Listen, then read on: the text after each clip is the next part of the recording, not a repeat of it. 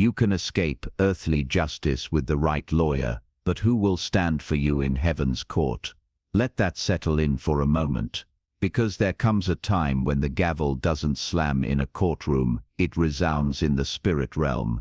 And when that divine judgment begins, not even last-minute, half-hearted prayers can stop its course. For years they tried everything in their arsenal to destroy you. Lies whispered in the shadows, schemes crafted in secrecy, silent attacks meant to weaken you from within. When they couldn't take your life, they aimed for your spirit, hoping to assassinate the very essence of who you are. They believed you were alone, defenseless and easy prey, never realizing that you were under the constant watch of the Most High. Here's a truth that will chill you. Over 95% of high-level criminal networks fall apart, not because of whistleblowers, but because of their own arrogance. They talk too much, grow overconfident, and eventually they hang themselves with their own rope. That's exactly what's happening here. The very pit they dug for you is the one they're now falling into, and this isn't just about earthly punishment or jail cells. This runs much deeper. This is spiritual justice in motion, divine intervention that flips the entire script in ways that leave people speechless, scrambling for mercy from both judges and Jesus. So buckle up, because what's unfolding isn't just karma, it's God, making it crystal clear why you never go after the anointed. And the way he's turning this story around, let's just say, even Netflix couldn't write a plot twist this powerful. Now let's get into it. Number 1. They tried to erase a soul that was divinely encoded with immortality. They believed that if they pushed hard enough, lied long enough, and attacked without pause, they could delete you like a file on a hard drive. But what they were up against wasn't just flesh and blood, it was purpose wrapped in skin. They never grasped that your existence was not man-made. You weren't designed to be liked, approved, or even tolerated. You were assigned. And no matter how much they despised your presence, it was never theirs to approve or deny. They didn't give you your breath, and they certainly couldn't take it away. They came armed with every weapon they could summon: slander, manipulation, setups, false accusations, and even spiritual warfare, believing that if they couldn't break your body, they could at least crush your mind and spirit. But each time you survived, their fear deepened. They began to realize this wasn't ordinary resilience. This wasn't just strength. It was divine insulation. It was a supernatural covering that could not be pierced, no matter how much pressure they applied. And the more they pressed, the more obvious your protection became. That's when the shift happened. Their mission was no longer simply to break you. It became an urgent need to silence you, because your very survival revealed truths they didn't want exposed. Your endurance revealed their cruelty, your innocence revealed their guilt, and your unshakable peace in the midst of chaos made it impossible for them to keep pretending you were the problem. The masks began to slip. The carefully crafted lies started to unravel. People around them began to notice the pattern. Why does this person keep thriving after everything thrown at them? That question made them uncomfortable, and discomfort soon turned into desperation. But here's the unshakable truth. When someone tries to erase what God himself has established, they do not succeed. They self-destruct. Every attempt to cancel you only became proof of your divine origin. Every plot became a paper trail of their own corruption. They didn't stop you, they documented themselves. And now, as judgment has caught up to them, they're realizing far too late that they were never fighting you at all. They were fighting the one who sent you. And that kind of battle doesn't end with warnings, it ends with justice. They couldn't take your life, but the one who gave it to you, he could take theirs in an instant. And when that sentence is passed, no apology will undo it. Number 2, you were the test, and their response amounted to spiritual treason. You were never just another face in the crowd. You were the unseen exam they didn't even realize they were taking. God placed you in their lives as a living measuring stick, not to see how much they could love you, but to reveal how far they were willing to go to destroy someone they couldn't control. Your very presence exposed them. Your light irritated everything they were desperate to keep hidden. Instead of recognizing your presence as a blessing, they labeled it as a threat. That's when the mask began to slip, and the truth about their character emerged. They didn't simply fail the test, they violated it. They crossed lines they could never uncross, touching what was sacred as if they were dealing with an ordinary person. But you were never ordinary. You were a divine setup, a mirror reflecting their hidden darkness, a trigger shaking their comfort, a wake-up call they refused to answer. When they chose manipulation over honesty, betrayal over loyalty, harm over healing, they failed the very purpose for which God allowed you to be in their space. You didn't need to do anything wrong. Simply existing in truth was enough to uncover their hearts. The test was whether they could honor what was holy in front of them, and they couldn't. Instead, they used you, mocked you, and tried to destroy you, convincing themselves they were justified. That kind of self-deception is deadly, because once a person convinces themselves that harming you is acceptable, they become blind to the trap they're already in. They thought they were in control, but they were already recorded, weighed, and found guilty in heaven's court. Judgment has been set in motion, not out of revenge, but according to divine law. They touched what was never theirs to harm, and heaven does not overlook that. You weren't just a target, you were evidence, proof of how people behave when they think no one is watching. You were sent to reveal the darkness they refused to confront in themselves, and instead of transforming, they retaliated, sealing their own fate. The test is over, and they didn't just lose access to you, they triggered consequences they can never escape. Because when you fail a divine test by trying to destroy the very person sent to help you evolve, you don't just lose blessings, you face judgment. And that judgment has already begun. Quick pause. They tried to control you using human tactics, but what they were really battling was something far beyond their understanding. They were attempting to twist divine order to fit their own agenda. That's why nothing they did ever truly succeeded. Even when it seemed for a time that they had the upper hand, every move they made violated universal law, and the debt for that kind of rebellion always comes due with interest. They plotted in the shadows, manipulating situations, pulling emotional strings, spreading lies, and pulling influence in places you didn't even know existed. Some even turned to dark spiritual practices, attempting to block your rise, but no matter what they threw at you, you kept standing. And every time you got back up, it exposed the weakness of their power and the futility of their schemes. What drove them mad wasn't just your strength, it was your immunity. You were protected in a way they couldn't explain, and that protection frustrated their desire to control you.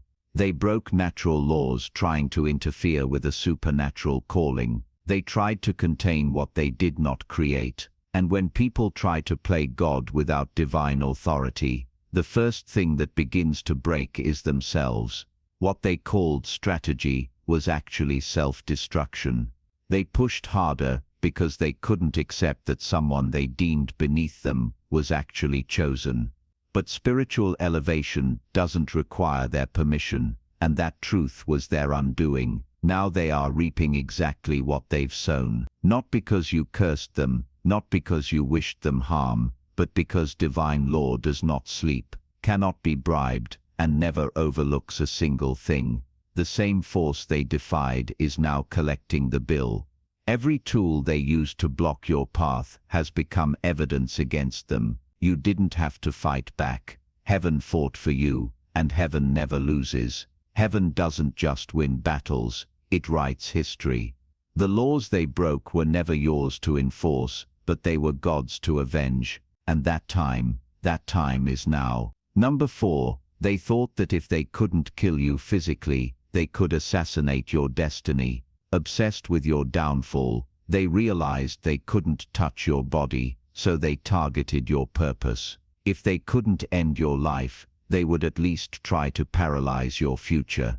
They launched attacks on your reputation, dragged your name through the mud, worked to isolate you from your support system, and attempted to drain you of hope. Behind closed doors, they whispered lies. In public, they played the victim. Everywhere your name was mentioned, they sowed seeds of confusion, but they failed to understand one crucial truth. Destiny does not die from slander, and purpose does not vanish simply because others are uncomfortable with your power.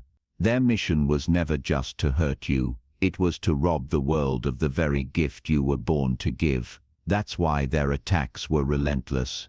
They couldn't bear the thought of your voice being heard, your influence growing, or your light exposing their darkness. So they worked overtime to convince others you were the problem, unstable, untrustworthy, unworthy. But every lie they told only added more weight to their own collapse. They didn't know your destiny was not fragile, it was fortified. Every attempt to assassinate it only fertilized it. Every false word made you louder. Every betrayal made you bolder. Every setup became part of your divine setup. While they dug pit after pit to bury your calling, they were actually laying the blueprint for their own exposure. Those pits have now become their prison cells. The very energy they used to trap you is now closing in on them. They tried to spiritually incarcerate you, to isolate you, to brand you with false labels, to sabotage your name, but all they did was create an undeniable trail of evidence.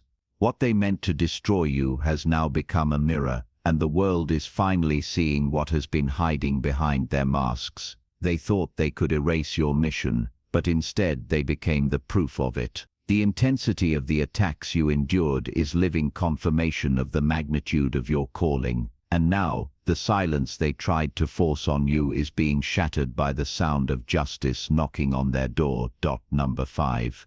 God let them run long enough to build their own gallows. God is never in a rush to destroy, he watches, and he waits. Not because he is slow to act, but because his wisdom gives people space to reveal who they truly are. He allowed them to keep moving, keep talking, keep plotting, not because he couldn't stop them, but because every step they took in arrogance was leading them closer to judgment. They mistook their temporary success in evil as proof they were getting away with it, when in reality they were constructing their own execution platform, one quiet act of pride at a time. He gave them moments of mercy, opportunities to step back, apologize, and turn from their ways, but they didn't take them. They mistook his patience for approval. They confused his silence with permission. Instead of humbling themselves, they became bolder.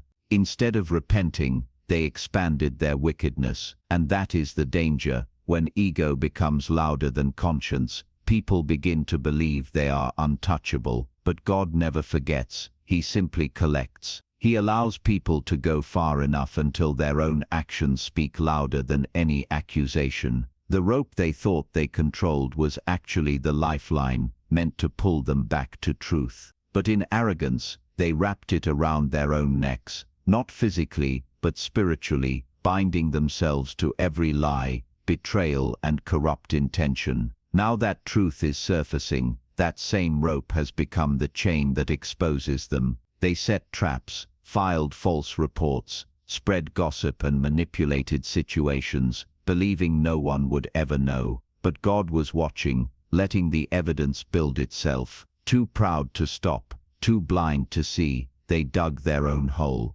Now there's no one left to blame. They can't talk their way out. They can't twist the story anymore. The damage is documented. The very devices they designed to destroy you are the ones sealing their fate. Judgment is never delayed because God is absent. It is delayed because he gives every soul a fair chance. But when arrogance throws that chance away, what follows is no longer a warning. It is a sentence. And now that sentence has arrived. Number 6. You never needed to fight because your innocence spoke louder than any retaliation ever could. You didn't have to clap back, defend yourself, or scramble to prove anything. The truth has a way of surviving, even when buried beneath layers of lies. While they worked tirelessly to assassinate your character, your innocence was quietly working behind the scenes like a silent alarm, alerting heaven itself. You didn't fight with fists or sharp words. They spoke with reckless confidence, never realizing that every false word, every rumor, every exaggerated story was being recorded in the spirit realm. God wasn't idle, and he wasn't ignoring it. He was gathering their words like legal documents, building a case they never saw coming. They mistook your silence for weakness, believing you had nothing to say. But your silence was not fear. It was proof that you were covered. Now their lies are unraveling, and the cracks in their stories are impossible to ignore. People who once believed their gossip are beginning to see the truth for themselves. The same mouths that shouted lies are now stumbling over their words in shame. Some who joined the smear campaign are backing away, realizing they were pawns in someone else's game. Your calm in the middle of the storm has made people question the storm itself. Why hasn't this person broken down? Why haven't they fought back?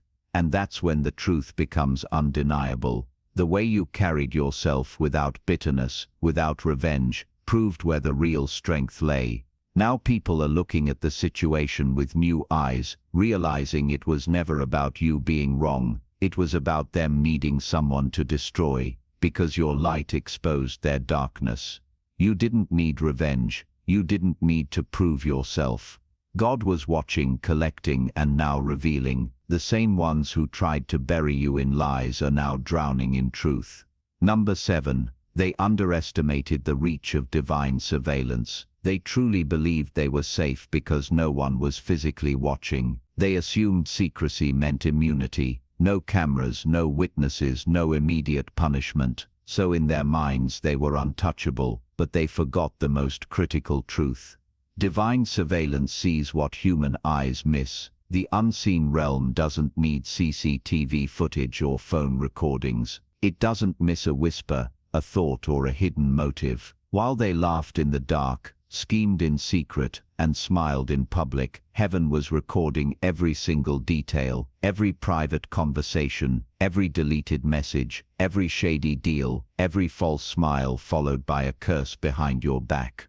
It was all documented by a power they mocked, ignored, or thought would never respond. They believed their rituals were hidden, their agreements sealed in silence, their manipulations untouchable. But now that same unseen realm they dismissed has stepped into the physical world, carrying receipts. Things they buried are being dug up. People they trusted are turning on them. Devices are being seized. Secrets are spilling into the open, and none of it is coincidence. It's divine consequence. You didn't have to catch them. God already did. You didn't have to dig for proof. Heaven had already compiled the file. They assumed your quietness was cluelessness, but you were shielded by something they could neither access nor manipulate. They never realized they were under spiritual surveillance the entire time. And now, justice they thought they dodged is arriving in ways they never expected, through legal action, public exposure, personal collapse, and a steady pattern of undeniable failures. Their protection is gone. Their masks are slipping. The light they thought they could avoid is no longer approaching. It's here, and now, there is nowhere left to hide. Number 8. They signed contracts in the dark, thinking God was asleep. They believed that by hiding their actions in secrecy, they could outmaneuver the Creator himself. They entered into unholy alliances, forged secret agreements, and claimed authority over outcomes, influence, and spiritual territories that were never theirs to touch. They whispered vows over your name, invoked powers they didn't understand, and traded their integrity for what they thought was dominion. But they weren't purchasing power, they were buying judgment. Some went so far as to join secret societies, covens, or spiritual circles wrapped in the disguise of prestige and influence. They performed rituals, offered sacrifices, and swore oaths, believing these acts would make them untouchable. But they forgot one unshakable truth. No contract signed in darkness can erase what God has written in light. They thought these hidden deals would give them leverage over your destiny, not realizing that the moment they signed those pacts, they weren't rewriting your story, they were sealing their own fate. This wasn't just spiritual fraud, it was the signing of their own sentence into spiritual bankruptcy. They broke the laws that govern creation itself, attempting to manipulate what only God can authorize, and for a time it may have looked like they were winning. Their plans seemed to succeed. Their positions looked secure, and their power appeared real, but spiritual corruption has an expiration date. What is done in secret will always spill into the physical realm, and that moment has arrived. Now the unraveling is evident, loss after loss, confusion, exposure, legal troubles, mental torment. The very dark forces they once called allies are now turning on them, because the devil offers no loyalty, only loans, and every loan comes with a price. They believed they were climbing higher, but in reality they were burning their own foundations to the ground. You, however, didn't need to sign a single thing. You were already chosen, you were already covered. And now the difference is undeniable. What they built by force is crumbling, while what was ordained by God is still standing strong. Number 9. They mocked you for trusting God, and now they're the ones begging Him for mercy. They couldn't stand the fact that through all their sabotage, slander and isolation, you still clung to your faith. You still prayed, you still trusted, and that drove them mad. They ridiculed your belief, calling you naive, unstable, overly spiritual, acting as though faith was something to be ashamed of. They laughed behind your back, and sometimes even to your face, convinced that your hope in God was weakness. But what they never realized was that your faith wasn't built on fantasy, it was forged in fire. They tried everything to break it. They attacked your peace, delayed your progress, and celebrated every setback, waiting for the moment they could say, "See, all that praying didn't work." But you didn't break, you didn't fold, you held on, when the only thing you had left was a whisper from God saying, "Keep going." They thought that was foolish, but heaven was watching, and heaven was keeping score. Now those same voices that mocked your prayers are whispering their own, asking God for help in situations they can't even admit to the world. They are scared. They are restless. Peace has left them, doors are closing, money, status, and alliances have all failed them. And in the quiet of their own minds they're realizing the truth. You weren't crazy, you were covered. You were protected by a power they didn't respect until now. The very faith they mocked is now their only hope. They are pleading for mercy from the same God they claimed wasn't real, and while He hears them, He isn't rushing to deliver them. This isn't punishment for punishment's sake, it's the natural consequence of trying to destroy the one thing that was holding you afloat, your faith. They are now learning what you've always known. God misses nothing. He hears every sarcastic remark, every mocking word, and when He moves in a way that silences every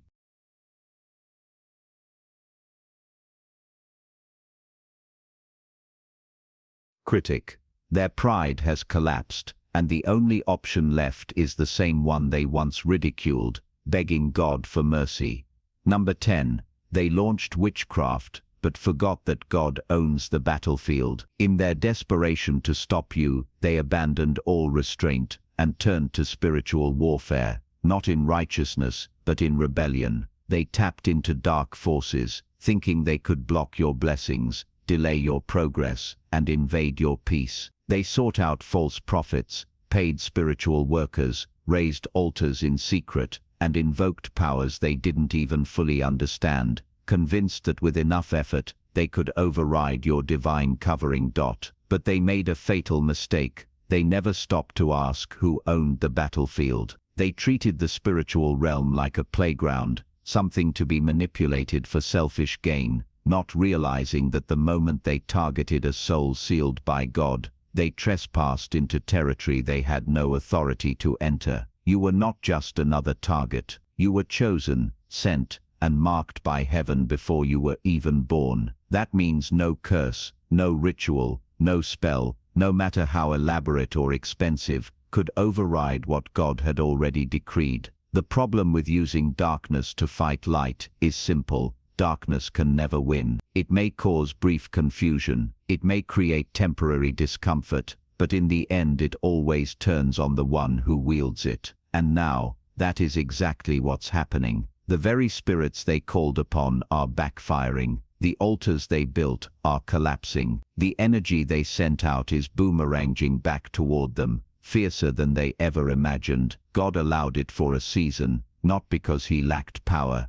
but so their rebellion could be fully revealed, leaving no room for doubt about their wickedness. Now judgment has arrived, not quietly, but with force. Their sleep is tormented, their health is faltering, their alliances are shattering, their finances are collapsing. Everything they tried to build with stolen spiritual power is crumbling before their eyes. Because the truth was never in question, this was never their war to win. The moment God stepped onto the battlefield, their weapons became worthless. The battle belongs to the Lord, and he has declared victory on your behalf. Every altar raised against you is shattering. Every spirit they summoned is being silenced. Every scheme they crafted is now the blueprint for their own downfall. Number 11. The same hands that tried to dig your grave are now in handcuffs. They went out of their way to destroy you, scheming with precision, planting lies, and manipulating people to believe their false narratives. They used their hands not to build, but to dig, digging deep into your life, trying to bury your voice, your influence, and your destiny. They turned allies against you, fabricated evidence, and designed situations meant to break you into silence. They believed you would fold under the weight, that you would disappear, that your light would go out. What they didn't understand was that you were not just built to survive. You were born with eternal purpose. You were chosen to free others, to speak truth, and to carry light into places consumed by darkness. Silencing you wasn't just an attack on a person, it was an attempt to put divine purpose in the ground. And now the very hands that dug your grave are bound by the same systems they thought they controlled. This isn't justice, it's divine irony. The traps they set for you have become their own prison. The lies they spun are now evidence against them. The fingerprints of their own destruction are everywhere. They thought they were in control, but their arrogance walked them straight into exposure. What's unfolding now isn't just legal, it's spiritual justice in motion. God is using the earthly justice system as his instrument, proving to the world that when he says, "No weapon formed against you shall prosper," he means it. And sometimes that promise doesn't just manifest in the next life, it shows up right here in handcuffs, courtrooms, and shattered reputations. They thought you were the one on trial, but in reality, they were the defendants all along. They didn't know they were being watched, documented, and set up, not by you but by their own pride. Now they sit in the very pit they dug for you, forced to watch as the world witnesses poetic justice in its purest form. Number 12. Their attack became your promotion, and their judgment became your vindication. From the start, their mission was simple: stop you at all costs. They wanted to block your progress, delay your blessings, steal your opportunities, and tarnish your name. Fueled by pure spite, they never realized that every act of malice was secretly positioning you for greater favor. What they thought would be your downfall became the very stepping stones to your elevation. Every door they slammed in your face only led to a better one. Every trap they set became fuel for your next breakthrough. They didn't destroy you, they promoted you. Each sabotage attempt was met with a new elevation from God. Every scheme they launched became another lesson that made you stronger, wiser, and more spiritually sharp. What they intended for harm became the training ground for your divine preparation. God didn't just shield you from their plans, he used those plans to raise your rank in the spirit. While they tore at your foundation, heaven was fortifying it. And now the results are undeniable. You're standing in places they swore you'd never reach, walking in authority they tried to strip away, and thriving in areas they once tried to drain. They tried to subtract from your life, but God multiplied you. They tried to erase your influence, but your light now shines brighter than ever. Not because you fought fire with fire, but because you stayed in alignment while they lost theirs. On their side, the picture isn't so glorious. The same tactics they used to harm you are now unraveling in front of everyone. Jealousy, manipulation, and sabotage have stripped away their charm and left only the truth. The mask is gone, the lies have collapsed, and judgment is no longer knocking. It's already in the room. While you were being promoted in silence, their own behavior was dragging them into exposure. Your vindication didn't come through revenge. It came through undeniable contrast. They tried to steal your harvest, but now they sit in famine. You stayed rooted, faithful, and unshaken. Now the evidence speaks for itself. Your rise is the proof that no weapon formed against you ever stood a chance. Number 13. You weren't just a target, you were divine evidence in human form. This was never just about personal dislike. Words and tried so hard to destroy your credibility. They knew you saw through them. You carried a discernment and purity that made their manipulation useless. Your life exposed their double lives. You didn't have to call them out. Your integrity was the accusation. You didn't need to dig for their secrets. Your consistency made the truth impossible to bury. God allowed you to walk through the fire, not to consume you, but to draw out what needed to be revealed. You became the mirror corruption couldn't avoid. You were the test they failed, the invitation to change they rejected. And because they didn't just reject you, but the one who sent you, the consequences became unavoidable. That quote, so all for today. Dear Father, I pray for the growth of my faith. Help me trust you, even when physical evidence is lacking. Let me believe in your perpetual presence, knowing you will never harm me. I understand that your thoughts for me are thoughts of prosperity and not harm, to give me a good future. Thank you, gracious and eternal Father, for always listening to my voice. I offer up this prayer to you in the name of Jesus. Amen. Thank you, Jesus, for your love and provision. I am grateful for your presence in my life and the abundance you bring. If this video resonated with you, please like, subscribe to the channel, and share it with those who need to hear this message. Leave a comment below about your journey and how you are preparing for your own triumphant return. If you'd like to support our work, please